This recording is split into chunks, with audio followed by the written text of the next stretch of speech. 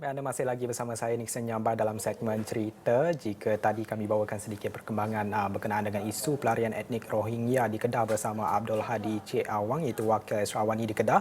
Ketika ini kita beralih mood pula, kita ingin bercakap berkenaan dengan Bazar Ramadan. Dan kalau anda ikuti segmen cerita, kita ada beberapa kali sebenarnya melakukan tinjauan kemeriahan Bazar Ramadan di sekitar Kuala Lumpur. Tapi Bazar Ramadan yang saya nak kongsikan bersama anda penonton pada jam ini berbeza sedikit dari yang lain. Dikenali sebagai Borneo Street KL, iaitu di Wan Utama Petaling Jaya, yang mana saya difahamkan sudah bertapak sejak 8 April yang lalu. Dan jika anda idamkan raya dengan memperaga keunikan hasil tangan dari Borneo, mungkin ini salah satu hotspot yang wajib anda kunjungi untuk beli belah ketika Ramadan ini. Dan untuk bercerita lebih lanjut berkenaan Borneo Street KL ini, kita bersama pengasasnya Dr. Lawrence John. Terima kasih Dr. kerana sudi bersama kita dalam segmen ini. Difahamkan Dr. Lawrence John ketika ini berada di London. Sekarang ini difahamkan juga pada jam 10 pagi di sana, iaitu 7 jam bezanya dengan waktu kita di sini. Kita boleh teruskan dengan apa yang dapat ditawarkan oleh Borneo Street KL kali ini, Doktor. Okey, terima kasih dan selamat petang kepada warga Malaysia. Jadi Borneo Street KL ni wujud lebih kurang 15 tahun lepas.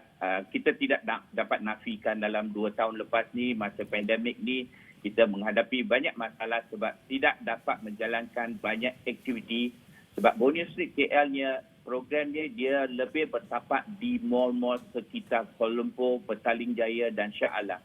Jadi untuk permulaan, selepas lockdown ini, kerajaan Malaysia sudah buka semua peluang untuk berniaga. Kita sudah mula bertapak semula. Permulaannya kita dah mula dalam Ramadan Bazar. Kita terlibat secara langsung untuk menjual produk-produk Borneo di Ramadan Bazar di Wan Utama Petaling Jaya.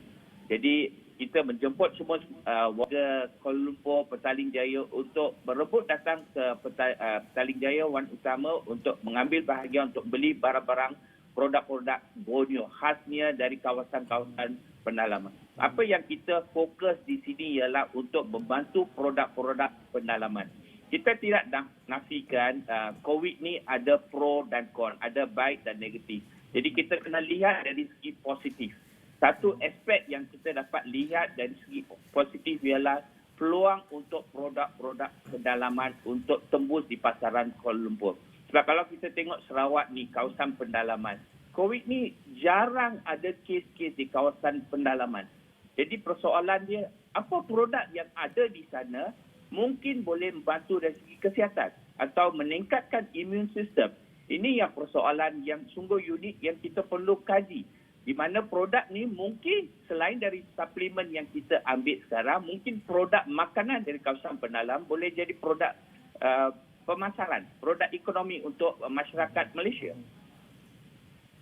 Kita ingin kembangkan juga di situ ya Doktor. Doktor juga menyebut ini boleh membantu ya sebagai platform membantu memasarkan lagi produk khasnya produk kebudayaan di pedalaman Sarawak dan Sabah di pelbagai lokasi, bukan saja saya percaya bukan saja di Semenanjung tapi di tempat-tempat lain juga, dan mungkin juga dah menggunakan Dr. Lawrence John juga berada di London untuk membawa produk-produk budaya ini untuk dipromosikan di sana.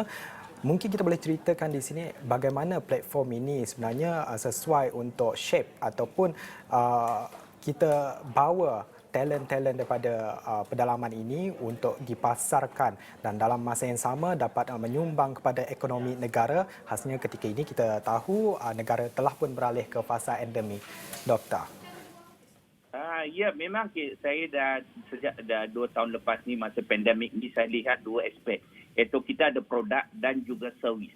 Yang produk yang kita boleh tembus di peringkat antarabangsa ialah online. Sebab kalau kita tengok di kawasan pendalaman Sabah dan Sarawak, ada lain-lain internet lain yang bukan terlalu baik tapi okey boleh jadikan platform online untuk promote produk-produk servis khasnya di peringkat antarabangsa. Contohnya kalau kita ada online di kawasan pendalaman, line dia bagus. Jadi kita boleh menunjukkan tarian-tarian tradisional online dan servis ni boleh jual di peringkat antarabangsa. Jadi kita tak perlu bawa orang tu keluar ke London ataupun ke Kuala Lumpur. Jadi kita boleh jual servis-servis khasnya kebudayaan, cara tarian, kelas-kelas tarian. Kita boleh buat kelas tarian dari kawasan pendalaman. Yang penting ada internet line. Untuk produk, kita mesti bawa produk tu ke Kuala Lumpur dan kita boleh ada online platform dan jual sama macam online platform yang lain untuk jual produk tu online di peringkat antarabangsa khasnya di kawasan UK dan Europe. Sebab kita UK dan Europe saja kita ada dekat 400 million penduduk. Jadi pasaran dia memang besar untuk bawa produk khasnya kawasan pendalaman untuk pasaran online di peringkat antarabangsa. Jadi kita ada dua peluang, iaitu pasar produk dia antarabangsa dan pasar servis dia. Contohnya kita ada homestay. Kita menarik pelancong antarabangsa ke kawasan-kawasan pendalam. Kita tak perlu pergi ke UK untuk buat online promotion ataupun pergi ke UK untuk buat promotion. Kita boleh buat promotion dengan menggunakan platform online. Sebab di UK ada platform-platform di mana orang dapat lihat, bayar dan pergi ke online. Sama macam program, saya ada pernah lihat program-program macam program orang hutan. Okey? Jadi mereka datang, pergi lihat online. Jadi ada kamera di kawasan Sabah dan Sarawak di mana ditunjuk secara langsung. Jadi orang UK tak perlu pergi ke Sabah, Sarawak. Tapi sekurang dapat pendedahan awal. Jadi mereka bila tertarik dengan program ini, melihat orang hutan, mereka akan datang ke Sabah, Sarawak untuk melihat program-program ini. Jadi ini yang kita perlu fokus, iaitu program servis online. Doktor, itu dari aspek pemasaran ataupun pelaburan yang dapat membawa impak positif kepada negara. Doktor, kita juga tadi saya lihat di visual ada pelbagai yang disajikan ataupun disediakan di tapak Borneo Street KL ini. Saya nampak ada bakul, ada manik, ada baju, tekstil dan juga sebagainya. Apa lagi yang ditawarkan ataupun dijual di Borneo Street ini, Doktor? Okey, di Borneo Street yang sedang berlangsung di Wan Utama, kita ada produk-produk khasnya produk-produk kraftangan dan juga produk-produk makanan. Kraftangan ni semua dibawa daripada Sabah dan Sarawak, hasil usaha orang lokal sana. Dan makanan, kalau nak bawa dari Sarawak memang susah, tapi makanan tu dibuat oleh orang Sarawak atau Sabah di Kuala Lumpur. Contohnya kek lapis. Jadi kek lapis kita sudah lahirkan lebih kurang 4-5 orang pengusaha, orang Sabah Sarawak yang buat kek lapis di Kuala Lumpur. Jadi ada identiti kek lapis di Kuala Lumpur sebab kalau nak bawa dari Sarawak memang kos dia terlalu tinggi. Jadi kita nak kekalkan identiti dia, buat di Kuala Lumpur tapi masih ada orang kenal Sarawak dan Sabah.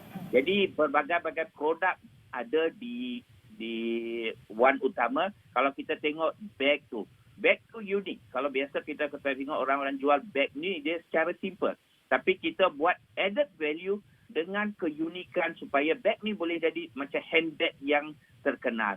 Dengan ada added value, dengan hiasan yang keunikan dia. Jadi ini produk yang kita nak upgrade dia. Bukan cakap produk biasa, tapi upgrade to international level supaya setanding dengan produk-produk handbag yang lain.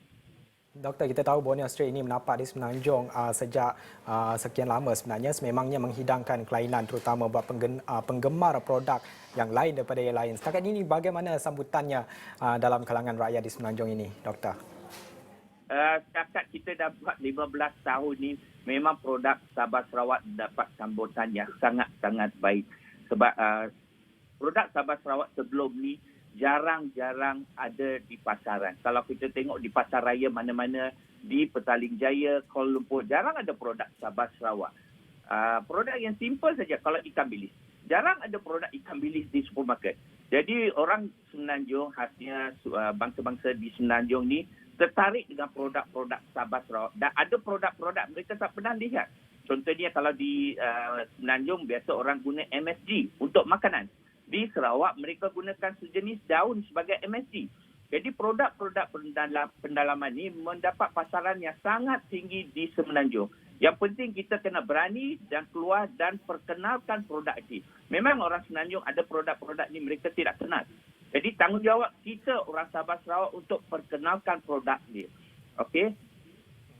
Saya difahamkan oleh Dr. Lawrence bahawa Borneo Street akan memperluaskan jenamanya ke Miri dan Miri tempat asalnya pelbagai produk daripada Borneo itu sendiri.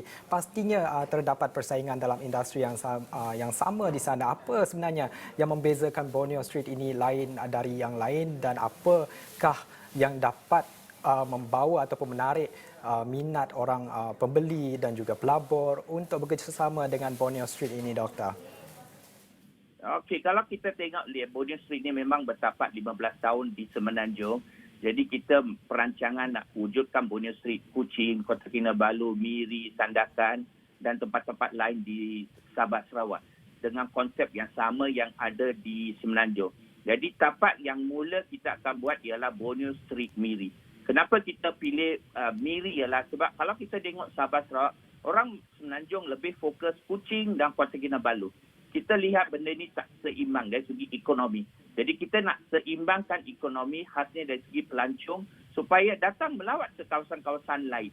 Bukan setakat Kuching dan Kota Kinabalu. Sebab di Sabah Sarawak ni ada banyak tempat lain daripada Kuching dan Kota Kinabalu. Jadi tempat yang kita pilih untuk permulaan ialah di Miri. Sebab Miri ada keistimewaan. Sebab kita kena faham Miri ialah sempadan untuk Brunei. Bila lockdown ni dibuka untuk Brunei, sebab kawasan Miri ni setiap 7 minggu mungkin lebih kurang 10,000 orang dari Brunei masuk ke Miri. Jadi ini pasaran yang kita ingin capture untuk membantu pasarkan produk-produk khasnya kawasan pendalaman. Selain daripada itu juga untuk dari orang Semenanjung. Sebab orang Semenanjung lebih pada fokus di kawasan Kuching. Jadi kita nak bawa orang Semenanjung ni ke kawasan utara iaitu kawasan Miri.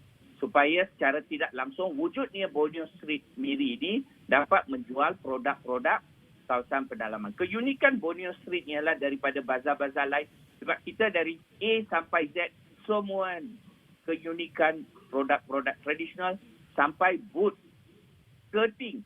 Kita lebih corak-corak kalau kita ni skirting kita lebih corak motif Borneo. Jadi kita bukan konsep yang berbeza. Konsep kita bukan macam konsep lain. Booth dia lebih orang kebanyakan kalau tengok hotel-hotel gunakan kain warna hitam. Kita tak guna kain hitam, kita guna corak dia. Jadi bukan kita nak pasarkan produk-produk yang ada, tapi kita nak pasarkan seluruh Borneo Street KL. Dari segi A sampai Z, apa-apa yang orang lihat keunikan dia boleh dipasarkan. Dan lagi satu kita nak mindset kita nak ubah ialah kita boleh operate dari mana-mana. Macam sekarang saya duduk di UK. Jadi pandemik ini sudah mengajar kita boleh tak kira di mana masih boleh jalankan bisnes. Jadi ini satu pengajaran khasnya untuk semua di dunia ini supaya tak kira di mana kamu duduk di kawasan pedalaman, yang penting ada line internet. Jadi line internet ini sangat penting. Kita harap kerajaan mempergiatkan supaya kawasan-kawasan pendalaman ni tak perlu keluar, kurang-kurang ada line internet.